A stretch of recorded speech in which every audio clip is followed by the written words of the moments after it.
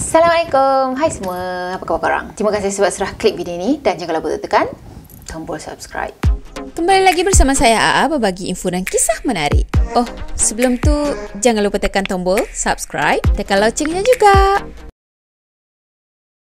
Okey, untuk video kali ini saya nak sharekan dengan korang tentang kisah-kisah orang-orang yang pertama yang kena COVID-19. Dulu saya pernah cerita tentang macam mana boleh dapatnya COVID-19 ni, macam mana boleh munculnya virus ni. Tapi pada masa tu tak adalah kisah secara terperinci orang-orang yang pertama yang kena dan juga macam mana situasi kiosnya dekat sana, situasi yang kelam kabutnya dekat sana kan. So macam yang kita tahu, COVID ni bermula daripada negara China dan ramai yang claim, ramai yang dakwa China tak dapat nak handle benda tu dengan elok, dengan lebih cepat, lebih terperinci sampaikan virus ni boleh merebak serata dunia. Dan yang paling malang sekali sekarang ni, dekat negara kita ni jumlah pesakit COVID makin meningkat. Padahal kita dah duduk rumah dah. Itulah sebenarnya yang banyak sangat menjadi keluhan bila mana kita dah cuba duduk rumah, cuba untuk ikut apa yang kerajaan suruh, kerajaan arahkan, tapi tetap juga COVID naik. Macam mana tu? Tapi tak apalah, kita sama-sama doakan supaya COVID ni cepat-cepatlah pergi beredar balik ke rumah dia balik dan semoga negara kita, negara Malaysia ni bebas daripada COVID. Amin. Okey, video kali ni saya nak cerita serba sedikit kronologi orang-orang pertama yang terkena COVID. Sudah sedia? Jom kita mula. Okey, sebenarnya secara tepat macam mana dan juga bila wabak ni boleh mula masih lagi kekal misteri. Sebab yang ada sekarang ni pun hanyalah jangkaan je. Macam yang duk viral tu lah, jangkaan datang daripada haiwan macam tu kan. Datang daripada kelawar. Kelawar tu lah yang bawa virus tu. Lepas tu dia pergi dekat haiwan-haiwan yang lain yang ada dijual dekat pasar Wuhan tu. Dan virus tu jangkit dengan haiwan-haiwan yang lain tu. Dan haiwan lain tu lah jangkit dengan manusia macam tu. So, ini orang kata hanyalah teori. Bukan penyelidikan secara terperinci dan pengesahan rasmi. Dan katanya sekarang ni WHO masih lagi cari punca daripada mana wabak ni datang. So, kalau ada antara korang yang cakap, dah adalah kak, dah tahu dah mana puncanya macam tu kan, korang bolehlah send research paper dekat saya. Saya pun nak tengok juga memang betul sumber tu datang daripada research orang-orang yang pakar ni ataupun memang sebenarnya andaian je. So, orang first yang kena pun, diorang tak panggil orang first patient COVID tau, tapi diorang panggil patient zero. Patient zero ni sendiri pun tak dapat nak dikenal pasti siapa orang yang mula-mula secara tepatnya yang kena COVID ni. Jadi orang pertama yang terkena gejala penyakit ni sebenarnya bukanlah seorang, tapi ada beberapa orang. Dan kebanyakan mereka macam yang kita tahulah, diorang tu bekerja dekat pasar Wuhan. Jadi ahli epidemiologi ni bagi tahu berdasarkan data-data yang diorang dah kaji, virus ni mungkin berasal daripada haiwan dan dia berjangkit kepada manusia ni seawal bulan Oktober ke November pada tahun 2019. Lepas tu barulah virus ni dia berjangkit dekat kalangan orang-orang yang tak pernah sakit atau orang-orang yang susah untuk dapat demam ataupun orang tu dapat demam tapi tak cepat-cepat dapatkan rawatan. Yang pasti pertengahan bulan 12 tu ada beberapa orang pekerja dekat pasar Wuhan, diorang dah mengalami gejala-gejala penyakit ni. Contohnya macam demam, batuk, keletihan, lepas tu macam sakit-sakit badan. Jadi pemerintah Wuhan tu sendiri ada umumkan yang pesakit pertama yang diorang rekodkan adalah orang yang diberi nama sebagai Chen. Jadi Chen ni dia jatuh sakit pada 8 Disember. Tapi dia dah pulih sepenuhnya dan dikeluarkan daripada hospital. Lepas tu dia dah tak pergi dah ke pasar Wuhan tu. Dr. Wu Wenjuan daripada Hospital Jin Yintan dia ada beritahu, kes yang paling awal yang direkodkan ada 4 orang daripada keluarga yang sama. Antaranya adalah Hua yang berumur 49 tahun. Jadi Hua ni dia bekerja dekat pasar Wuhan tu lah. Dan dia kena sakit tu, dia kena demam tu pada 12 Disember. Seminggu lepas dia demam tu, bapa mertua dia pula yang sakit. Padahal bapa mertua dia tu tak pernah pergi ke pasar Wuhan tau. Antara orang yang pertama juga yang disahkan dapat penyakit ni, namanya adalah Wei Guishan dan dia dapat demam ni pada 10 Disember.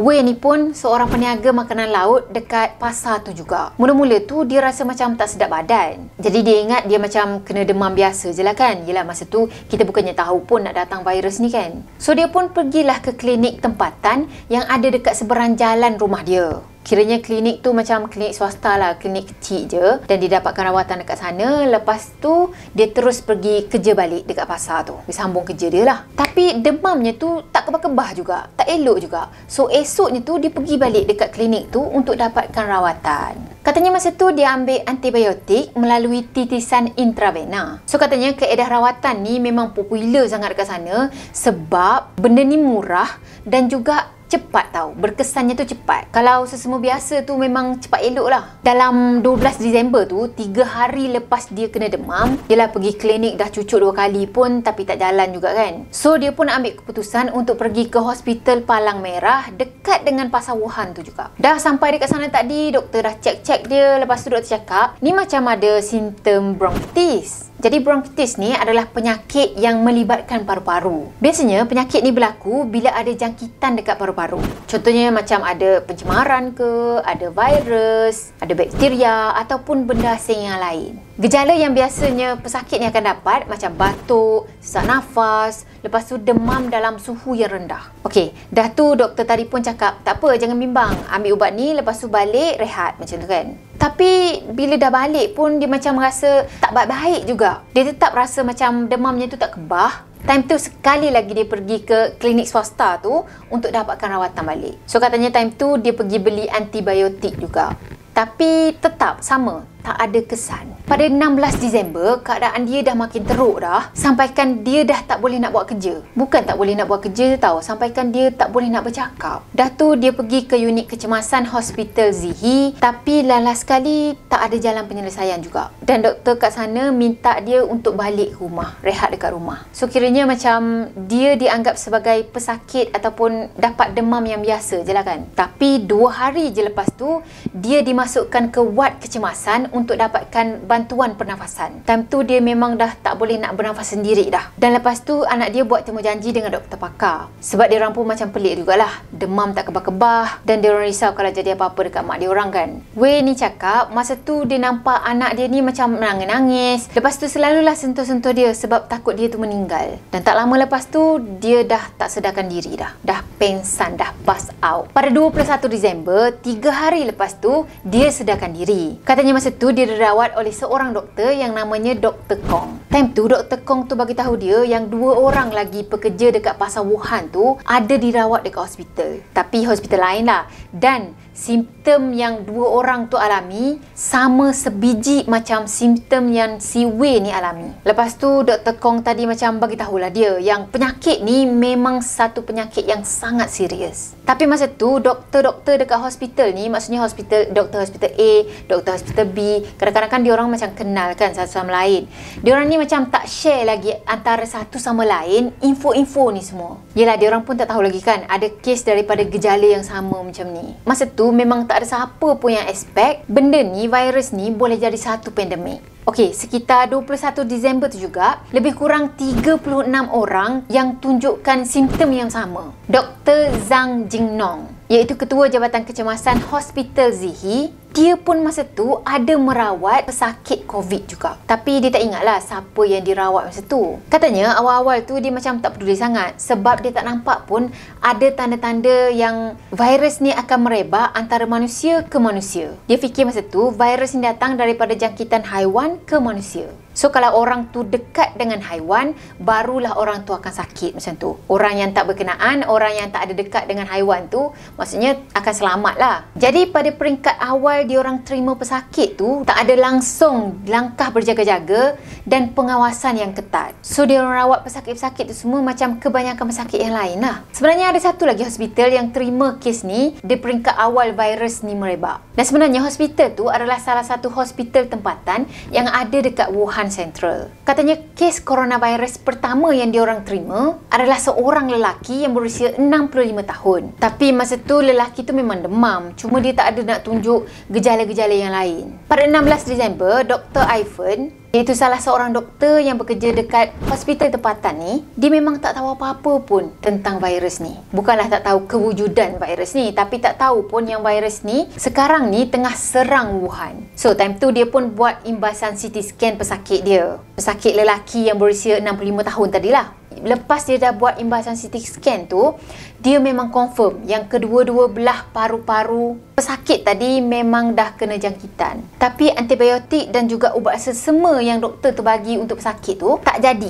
tak ada efek langsung. Tak lama lepas tu, Dr. I tadi dia pindah ke hospital lain. Dan doktor-doktor lain tu tahulah yang Dr. I ni pernah bekerja dekat hospital Huanan tu. Pada 27 Disember, dia terima pesakit kedua yang ada gejala yang sama dengan pesakit sebelum ni. Time tu dia macam mula syak lah kan. So dia pun minta untuk buat ujian makmal. Dan esoknya tu ada 7 lagi kes yang datang pada dia, datang pada hospital tu, dan diorang semua mengalami radang paru-paru yang tak dapat nak dijelaskan punca dia. Jadi daripada 7 orang tadi, 4 daripada diorang tu tinggal dekat dengan pasar Wuhan. Time ni lah dia mula fikir mungkin ni penyakit yang boleh berjangkit. Pada 29 Disember, Dr. I tadi laporkan benda ni kepada pihak atasan tempat hospital yang dia kerja tu lah. Dan pihak hospital tu lah yang laporkan hal ni kepada pejabat daerah China, CDC. So pihak hospital ni bagi tahulah yang diorang ada dengar laporan yang sama daripada hospital yang lain. Pada 30 Disember, Dr. I ni dia terima ujian makmal yang dia serahkan tadi. Dan result yang dia dapat masa tu memang dia terkejut sangat sebab itu menunjukkan SARS coronavirus. Time tu dia memang ngeri dengan berita ni, dia terus laporkan benda ni kepada pihak atasan dia, pihak hospital tu lah kan. Lepas tu dia sharekan hasil ujian ni dengan kawan-kawan dia, kawan-kawan yang dia study sama-sama dulu kan. So kawan-kawan dia ni sebenarnya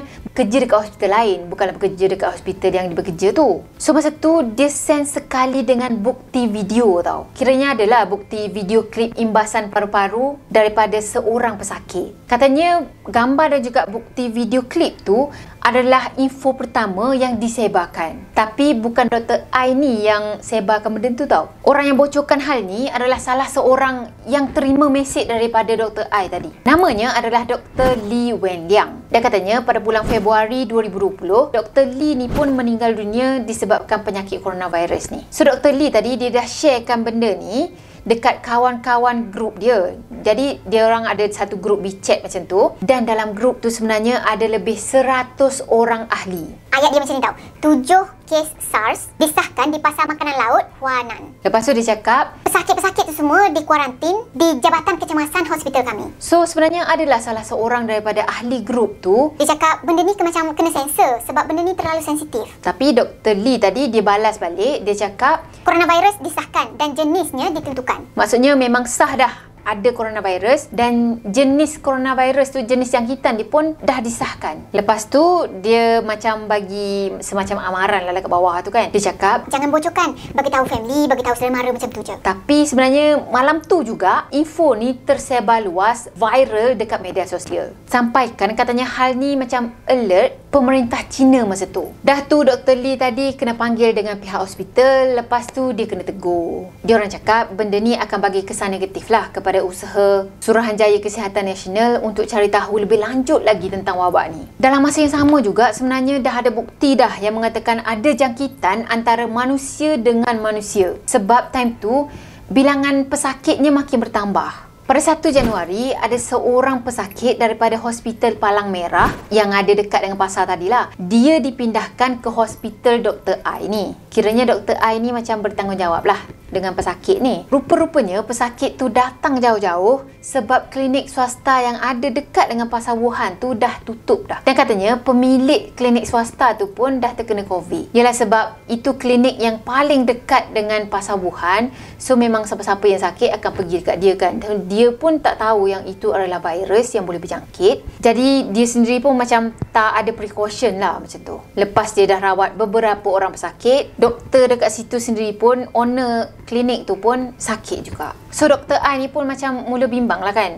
Dia tak nak kalau kawan-kawan dia pun terkena nasib yang sama dengan doktor tu, terkena jangkitan COVID ni juga. So sekali lagi dia bagi tahu, dia macam menegaskan dekat pihak hospital yang dia kerja tu, yang orang-orang yang duk sakit sekarang ni, dia orang terkena satu virus yang serius, dan virus ni boleh merebak antara manusia ke manusia yang lain. So dia cakap sebagai precautionnya, semua kaki tangan hospital tu wajib memakai penutup muka. Tapi malam tu juga pihak atasan hospital panggil dia. Katanya macam nak borak-borak kosong macam tu je, tapi sebenarnya dia kena tegur. Dan time tu macam Dr. Ai ni pula yang kena kritik, sebab katanya dia yang menyebarkan kabar angin tentang penyakit ni. Orang atasan tu cakap apa tau? Dia cakap tindakan Dr. Ai ni akan timbulkan rasa panik dan juga akan merosakkan kestabilan Wuhan. So bos dekat hospital tu pun diorang tak bagi kaki tangan diorang ni bercakap-cakap tentang penyakit ni. Tambah-tambah lagi kalau diorang bercakap tentang penyakit ni dekat orang ramai. So diorang tak bagi kaki tangan diorang ni bercakap depan orang, depan pesakit, dalam media sosial.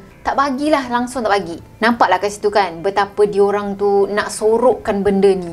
Kuat betul politik diorang. Tapi 8 hari je lepas tu, seorang jururawat dekat hospital diorang mula mengalami gejala tu, gejala coronavirus. Dan memang dia disahkan positif coronavirus. Pada awal Mac tu, 3 orang lagi doktor yang bekerja dekat hospital tu meninggal dunia sebab penyakit ni juga. Tak lama lepas tu, barulah pihak hospital ni bagi amaran dekat pejabat Wuhan CDC. Time ni, diorang buat pencarian tentang kes radang paru-paru yang sama yang datang daripada pasar Wuhan. So, time tu macam diorang nak confirmkan lah memang betul dekat pasar tu munculnya virus coronavirus ni. Dan tak lama lepas tu, memang sah. Diorang jumpa beberapa orang lagi ada gejala yang sama. Pada 30 Disember, diorang laporkan hal ni kepada Jabatan CDC Kebangsaan. Dan esoknya tu, 9 orang pakar dah dihantar ke Wuhan untuk selidik, untuk kaji tentang coronavirus ni. Jadi Organisasi Kesihatan Sedunia, diorang buat kenyataan, diorang terima kes ni ataupun terima berita ni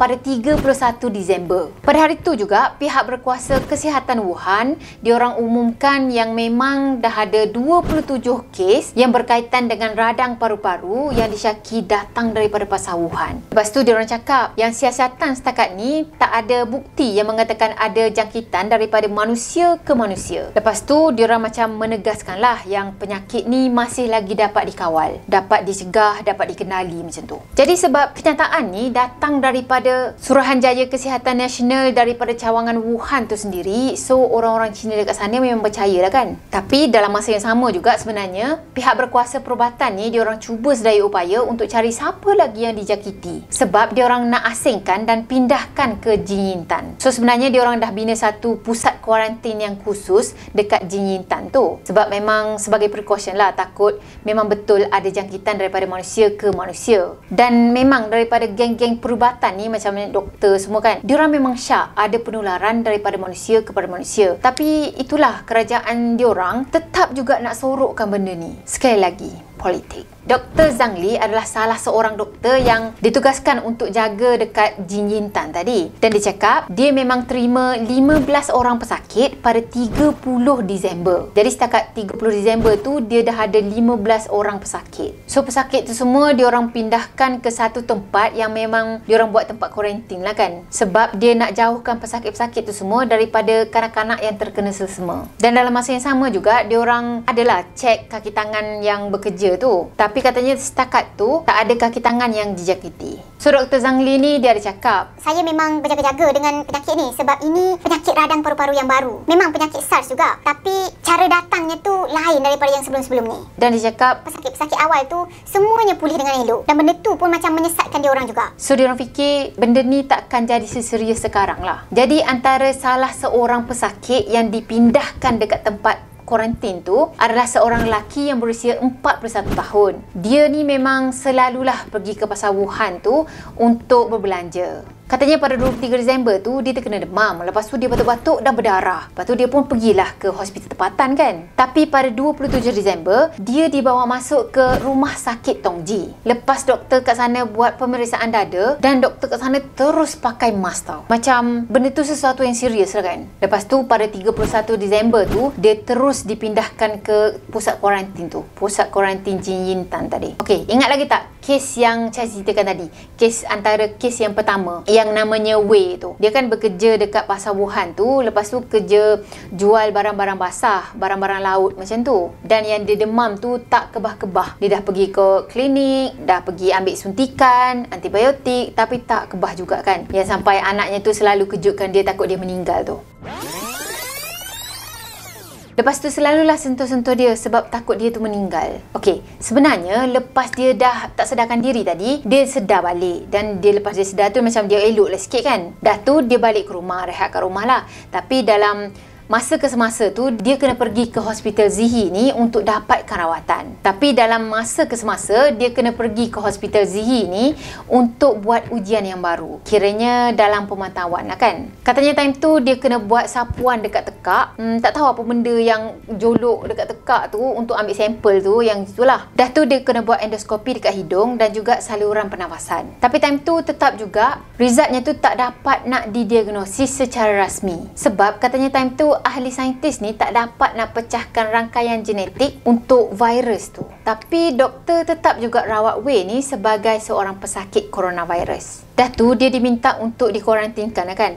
Dia diminta untuk tinggal dekat Jinyintan tu, tapi dia tak nak. Sebab masa tu dia fikir orang-orang ni semua macam nak pulaukan dia, nak singkirkan dia. Dan dia orang ni punya pemikiran, dia cakap orang yang bekerja dekat pasar Wuhan tu tak sihat. So memang kena singkirkan. Macam tu lah. That's why lah dia tak nak pergi ke pusat kuarantin tu. So sebenarnya dia syak yang dia boleh dapat coronavirus ni lepas dia gunakan tandas awam yang ada jauh daripada tempat yang biasa diguna. So mungkin time tu tandas awam yang dekat dengan tempat dia ni rosak ke apa ke, lepas tu dia pergi guna yang jauh sikit. Dan sebenarnya tandas tu yang dia guna tu dekat dengan tempat-tempat yang jual haiwan liar. Macam mana dia boleh syak macam tu? Sebab ada beberapa orang yang bekerja dekat situ juga, penjual-penjual yang ada dekat dengan tandas tu juga antara orang yang terawal yang kena coronavirus ni. Jadi ada seorang doktor di Jinyintan masa tu, dia dapatkan sampel ke semua 6 orang yang ada dekat pusat kuarantin tu. Lepas tu mereka hantar sampel yang diorang dah kumpul ke Institut Virologi Wuhan. Kiranya diorang berusaha lah untuk kena pasti